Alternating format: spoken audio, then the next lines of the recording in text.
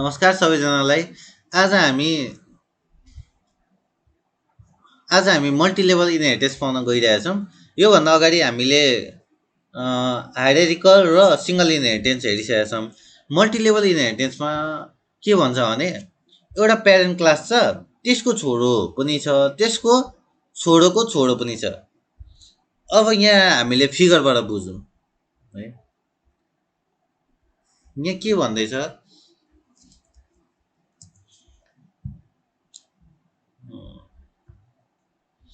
यहाँ यो प्यारेन्ट भयो होइन, प्यारेन्टको छोरो छ है सन, यसको पनि छोरो छ ग्रान्डसन। भनेपछि एले यहाँ चाहिँ के हुन्छ भने यो बेस क्लासले सीसँग डाइरेक्ट इन्टरेक्ट गर्न पाउँदैन है। भनेपछि सीले डाइरेक्टली ए को प्रपर्टी इनहेरिट गर्न पाउँदैन। सीले इनहेरिट गर्नको लागि बीसँग भन्नु पर्यो है, अनि बीले चाहिँ के गर्नु पर्यो, एसँग भन्नु पर्यो। भनेपछि तपाईँको यो बिचको भनेको चाहिँ इन्टरमेडिएटरी क्लास भनेको चाहिँ कस्तो भयो भने ए र सी को कम्युनिकेट गर्नको लागि पनि बीमा जानै पर्छ। इनहेरिट ए को इनहेरिट कसलाई गर्छ, बीलाई, अनि बीले चाहिँ इनहेरिट कसलाई गर्छ, सीलाई गर्छ। डाइरेक्ट यहाँ एक्सेस दिँदैन है, यो डाइरेक्ट एबाट सीलाई एक्सेस दिँदैन है। ओके, यसलाई हामी डेफिनेसनबाट पढौँ है, के भन्छ। Multilevel inheritance in Java is a type of inheritance in which a class that is already inherited by another class inherits another class। भनेपछि एउटा क्लासको प्रपर्टी अर्कोले तान्छ, त्यसको पनि प्रपर्टी अर्कोले तान्छ। Mechanism of deriving class from another sub class is known as multilevel inheritance है। यहाँ हेर्नु, यो क्लास ए भनेको छ नि, जुन यो क्लास भनेको चाहिँ प्यारेन्ट क्लास भयो। अब यसको बीले इनहेरिट गरेछ, बीको प्रपर्टी कसले इनहेरिट गरेछ, सी। भनेपछि सीसँग के छ भन्दाखेरि बीको पनि प्रपर्टी छ, ए को पनि प्रपर्टी छ, बीसँग चाहिँ ए को प्रपर्टी छ। भनेपछि सीसँग चाहिँ सीले चाहिँ बुवाको पनि प्रपर्टी पायो, बुवाको बुवाको पनि हजुरबाको पनि प्रपर्टी पायो। यसलाई हामीले एउटा सानो एक्जाम्पल गरेर हेरौँ। Okay,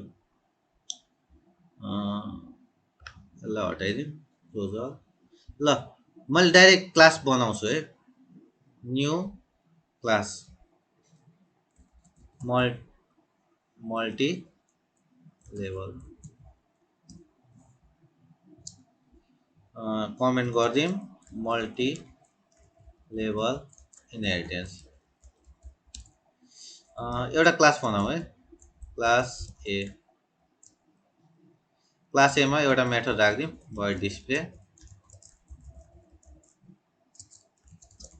this is class A. त्यस्तै class B display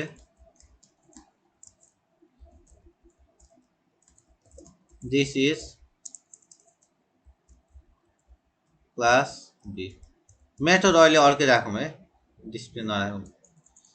okay, so त्यस्तै अब मैले अर्को बनाइदिएँ, class C.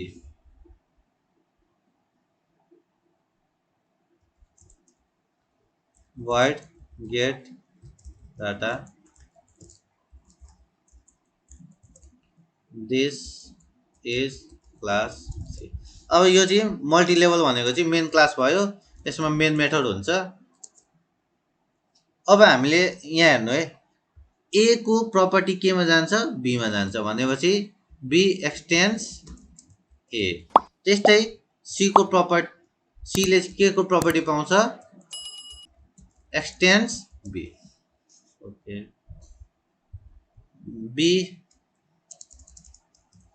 Be gets property from A. Property भनेको के हो भन्दा भेरिएबल अनि मेथड। ओके, अनि यहाँ चाहिँ के भन्छ भन्दा C gets property from B. अब indirectly from C and indirectly from C.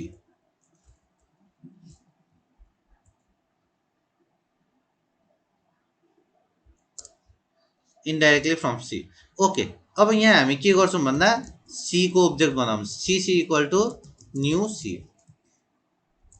C dot display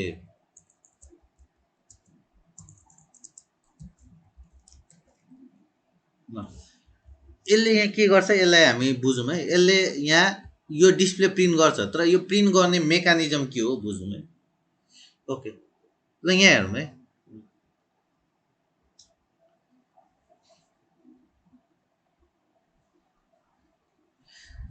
C भनेको ओब्जेक्ट हो है यो सानो सी भनेको ओब्जेक्ट हो कुनको ओब्जेक्ट सी क्लास यसले के गर्छ सी डट डिस्प्ले भनेको छ भनेपछि सी क्लासको ओब्जेक्टले डिस्प्ले गर्यो भनेपछि यो यहाँ जान्छ सी क्लासमा जान्छ सी क्लासमा डिस्प्ले छ त छैन सीले के भन्छ बीमा जा भन्छ हो अनि यो पनि केमा जान्छ बीमा जान्छ बीमा डिस्प्ले छ छैन भनेपछि एमा गएर हेर भन्छ हो अनि एमा यहाँ गएपछि एमा डिस्प्ले छ भनेपछि यहाँ के गर्छ दिस इज क्लास ए भनेर प्रिन्ट गर्छ है सिम्पल अनि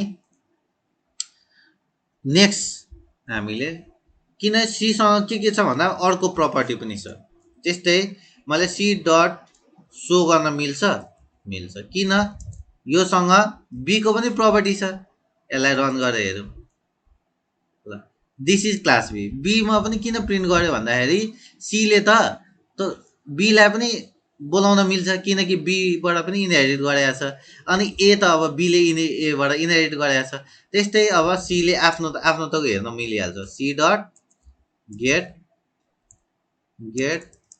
डाटा ल दिस इज यहाँ this is class A class B class C यसलाई हामी के भन्छौँ मल्टिलेभल इनहेरिटेन्स यसमा के प्रब्लम छ हजुरहरूले भन्दा सोध्न सक्नुहुन्छ है मैले यहाँ फेरि हेर्नु है मैले यो मल्टिलेभल भनेर यहाँ ल्याएछ नि यो सी एक्सटेन्स बी भनेर यो क्लासलाई मैले यसमै पनि गर्न मिल्छ है यसलाई हामी अर्को एक्जाम्पलबाट पनि हेर्छौँ ल हजुरहरूलाई कुनै प्रब्लम छ भने हजुरहरूले मलाई कन्सल्ट गर्न सक्नुहुन्छ डिस्क्रिप्सन सबै मैले लेखिदिइरहेको छु आजलाई यति गरौँ धन्यवाद thank you yo multi level inheritance आज हामीले सक्यौँ है